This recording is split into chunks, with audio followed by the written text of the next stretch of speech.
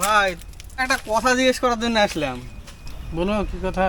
আজকে লজ্জার বিষয় ভাই, প্রথম রোজাতে ভুল করে সকালবেলায় উঠে বিস্কুট আর পানি খেয়েছি। চা খেতে গিয়ে মনে পড়ছে যে আজকে রোজা ছিলাম।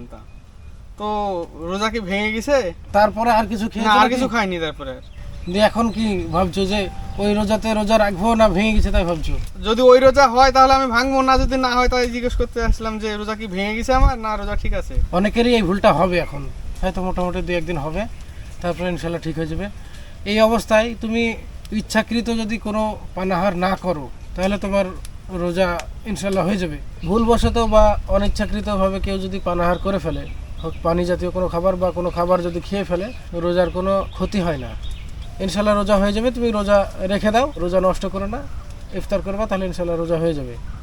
ও ভাই, এটা তো আমার জানা ছিল না। এরকম তো অনেকেই করে, ভুলবশত খেয়ে ফেললে ভেঙে গেছে ভেবে আবার কিছু খেয়ে ফেলে। না, এইভাবে খাওয়া হবে না, রোজাটা হয়ে যাবে, পরিপূর্ণভাবেই রোজা হয়ে যাবে। তো তুমি জানিয়ে দেবা সবাইকে। হ্যাঁ, আমার কাছে যদি কেউ জিজ্ঞেস করে তাহলে এবার আমিও জানিয়ে দেবো তাদেরকে। ইনশাল্লাহ জানিয়ে দেবা। ঠিক জি ভাই। আছে, জি ভাই, রোজা রেখে দাও। ঠিক আছে ভাই।